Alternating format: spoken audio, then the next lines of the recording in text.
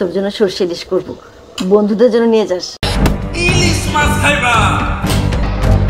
আমার শ্বাসকষ্ট হচ্ছে ভাই। বাংলাদেশ প্রকৌশল বিশ্ববিদ্যালয়ের বুয়েট শেরেবাংলা হল ছাত্রলীগের একদল নেতাকর্মীর নির্যাতনে 2019 সালের 6 অক্টোবর রাতে নিহত হন আবরার ফাহাদ। বুয়েটের তড়িৎ ও ইলেকট্রনিক্স প্রকৌশল বিভাগের দ্বিতীয় বর্ষের শিক্ষার্থী ছিলেন তিনি। ভারতীয় আগ্রাসনের বিরোধিতা করায় তাকে পিটিয়ে নির্মমভাবে হত্যা করা হয়।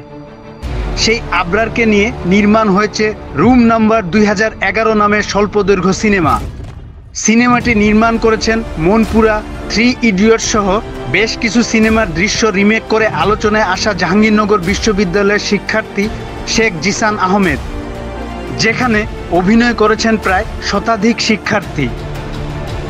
বড় ভাইরা তোর 2011 নম্বরের উপর ডাকছে।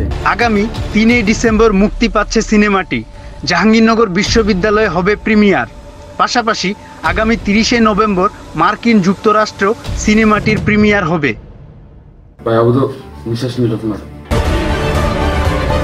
এতে প্রায় শতাধিক শিক্ষার্থী অভিনয় করেছেন।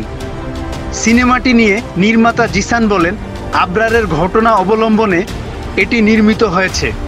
বাড়ি কুষ্টিয়া, ত্রিপলিতে পড়ে। সরাসরি বায়োপিক নয়, এটির দৈর্ঘ্য 20 থেকে 25 মিনিট হবে। আমরা নির্মাণের আগে তার পরিবার, বন্ধু ও স্বজনদের সঙ্গে কথা বলেছি। আবরার সম্পর্কে সবকিছু জেনেই নির্মাণে হাত দিয়েছি। জিসান বলেন, বুয়েটের ক্যাম্পাস আর আমাদের ক্যাম্পাসের মধ্যে খুব বেশি পার্থক্য নেই, সেটা দর্শক দেখলেই বুঝতে পারবেন। আমরা মূল ঘটনার দিকে বেশি মনোযোগ দিয়েছি।